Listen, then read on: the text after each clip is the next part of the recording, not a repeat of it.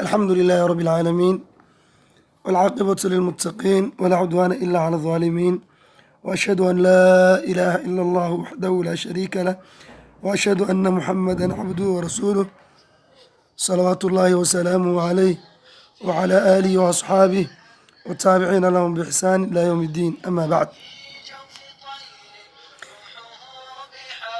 waxaan kusoo guda jirnay tafsiirkii qur-aanka kariimka ahaa.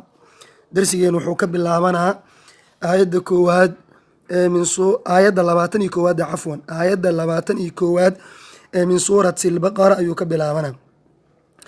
qaala allahu tabaaraka wa tacaala yaa ayuha annaasu dadow ucbuduu caabuda rabbakum rabbigiin caabuda alladii rabbigii caabuda khalaqakum adinka idin abuuray waaladiina kuwiina abuuray min qablikum adinka idinka horeeyey lacalakum waxaad mudan tihiin tattaquuna inaad ilaahay ciqaabkiisa iyo cadaabkiisa aad ka dhowrsataan, ama lacalakum tattaquuna likay tattaquun si aad u dhowrsataan oo ilaahay cadaabkiisa isaga ilaalisaan daraaddeed.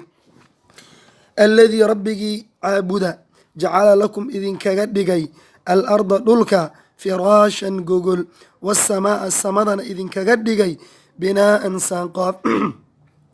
ilaahay wa anzala ilaahay wuu dejiyey min asamaa'i kor samada xaggeedii maa-an biyo ayuu ka soo dejiyey fa akhraja ilaahay wuu soo bixiyey bihi bisababi ilmaa biyaha sababkood ayuu ilaahay wuxuu ku soo bixiyey min athamaraati miryaalka xaggoodii risqan lakum marsuuqan lakum shay laydinku irsaaqo ama wax laydinku irsaaqo oo laydinku biilo ayuu ka soo bixiyey. falaa tajcaluu ha yeelinina addoommada ilaahayow lilaahi allah ha u yeelinina andaadan kuwa lamid ah. ilahay wax lamid ma jire, kuwa lamid oo asnaam iyo wax lamid ah alla ha u yeelinina. walxaalna ha u yeelinina asnaam antum adikoo taclamuuna og annahu laa nidda lah ilaahay wax u dhikama wax lamid inuusan jirin adikoo og ha u samaynina. ilahay wuxuu yihi subxaanah wain kuntum gaalo haddaad ahaateen fii raybin shaki dhexdii kuwa ku sugan mimaa diinkiina shaki kaga sugan nazalnaa aan soo dejinnay calaa cabdinaa addoonkeen muxamed aan ku soo dejinay korkiisii fa'tuu bal la imaada oo la imaada bisuuratin hal suurad la imaada suuraddaasoo min mithli lmunazal qur-aankan la soo dejiyey lamid ah calaa muxamedin nebi muxamedna lagu soo dejiyey. wadcuu gaalo u yeerta shuhadaa'akum markhaatiyaalkiin iyo asnaamtiini oo alla keyrkiisa aad caabudaysaan iyagana u kaalmaysto u yeerta min duunilah alla ka soka xaalay ahaadeen asnaamta. in kuntum haddaad ahaateen gaalo saadiqiina kuwii run sheegaya haddaad tihiin bal hal suurada qur-aanka lamid a la imaada. way la imaan waayin marka fain lam tafcaluu hadda ka hor haddaydnan hal suurad aadnan la imaanin walan tafcaluu hadda kadibna hal suurad ma la imaan kartaane fatrukuu cibaadata gayr illah ee isaga taga ilaahay keyrkiisii waxaad caabudaysaan asnaam iyo lo iyo dibi iyo dhagax iyo geeda ah isaga taga.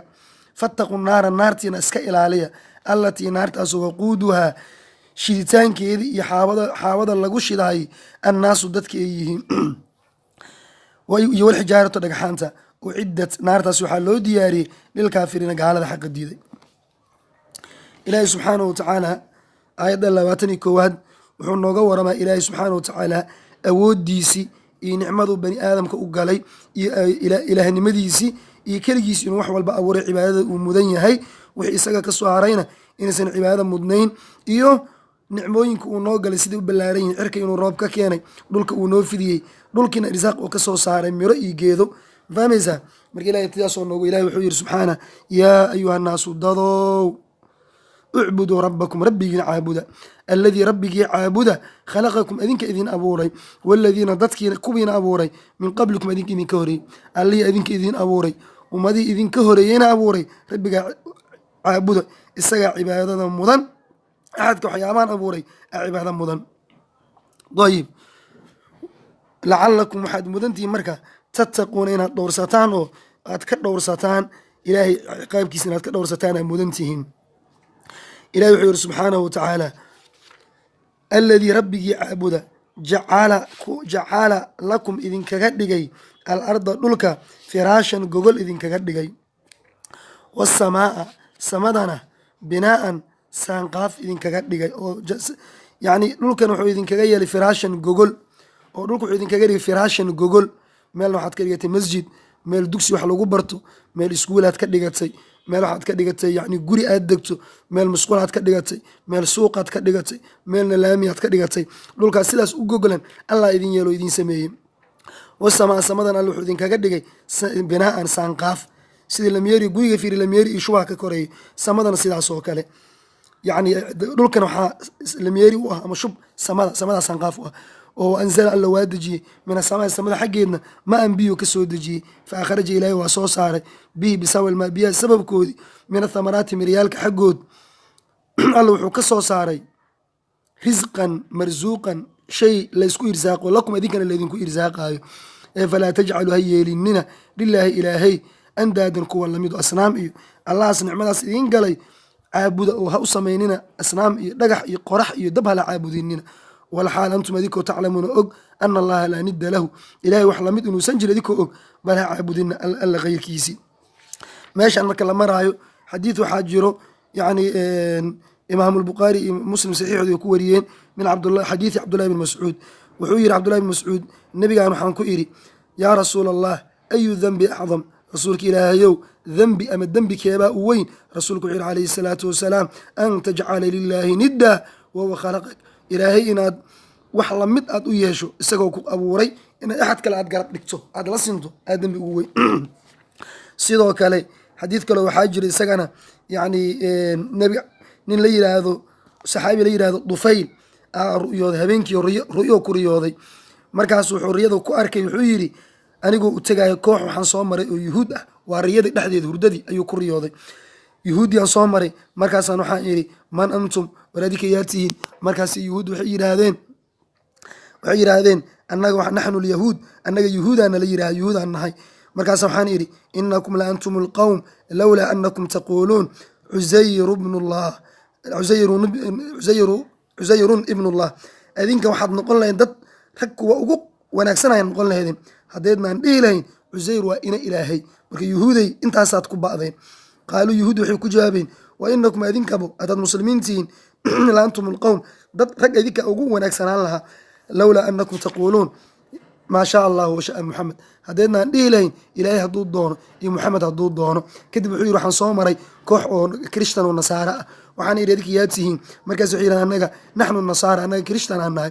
markaas yaan idhi adinka waad wanaagsanaan lahaydeen haddii aadnaan dhihi lahayn almasiixu ibnullah, nebi ciise waa ina ilaahay haddeednaan dhihi lahayn. qaaluu yuhuudi iyo nasaarada waxay ku jawaabeen adinka muslimiin haddaad tihiin dad wanaagsanaad ahaan lahaydeen haddeednaan dhihi lahayn maa shaa allah washaa muxamed, hadduu ilaahay doono iyo nebiga hadduu doono, ee ilaahay iyo nebiga aad wax isugu dartaan.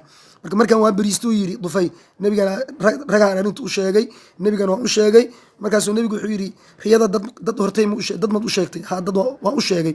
nebigu wuu istaagay, wuu qudbeeyey. markaas wuxuu yihi dufay xali wuu ruyooday, wuxuuna ku riyooday yani maxaa la dhihi jiri waxaasuu idin sheegay.